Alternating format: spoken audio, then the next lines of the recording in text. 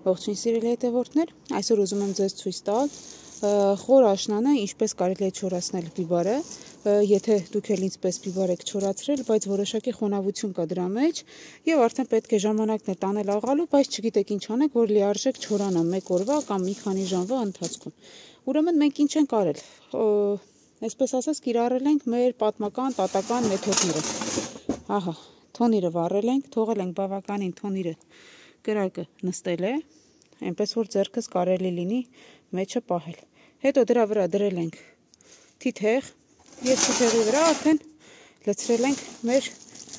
չոր բիբարները, որոնք բավականին չոր են, պարզապես մի փոքր խոնավություն կա մեջ, ինչպես տեսնում եք, իրենք չոր են, բայց մի փոքր խոնավություն կա, որ այսպես փափուկ են մնացել։ Հիմա որպեսզի այդ խոնավությունը շատ արագ դուրս հանենք բիբարների միջից, այսպես պարզապես մի քանի րոպե թողնում ենք տաք երկաթի վրա, որն էլ թոնրի վրա է։ Եվ այնուհետև փռում ենք արև տեղ, որպեսզի բիբարների միջի խոնավությունը արդեն կարելի ասել, այսպես ասած, գոլոշյանա։ Բիբարները չենք թողնում այնքան տաքանան, որ լավ տաք լինեն, տաք են այնքան, որ ես ձեռքով կարողանում եմ իրենց բռնել, այսինքն չվառվեն բիբարները։ Պետք է ուշադիր լինել, որ բիբարները չվառվեն, անդադ պետք է այսպես խառնել, որպեսզի բիբարները չվառվեն։ Հիմա ես սա պատրաստվում եմ արդեն չորացնելուց հետո այսօր տանել աղալու։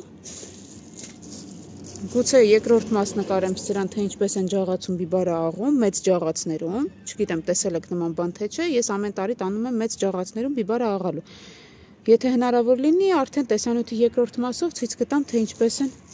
բիբարը աղում ջաղացում։ Այս բային այսքանը սիրելի հետևորդներ, եթե դուք էլ ունեք բիբարներ եւ խոր աշուն է, օրինակ մեր մոտ այսօր նոյեմբերի 8-ն է եւ որքան էլ տաք լինի եղանակը, միևնույն է օդի մեջ խոնավությունը շատ բարձր է եւ բիբարները չեն կարողանում չորանալ։ Եթե դուք էլ ունեք բիբարներ, որ չգիտեք ինչպես չորացնել, չեք ուզում ջեռոցում չորացնել, կարող եք ուղղակի այսպես թոնրի վրա մի փոքր թիթեղ դնել եւ այսպես չորացնել։ Պատկերացեք թիթեղն այնքան է, որ իմ ձեռքը ես կարողանում եմ կարելի ասել դնել թիթեղի վրա։ Դե ինչ այսքանը, կհանդիպենք։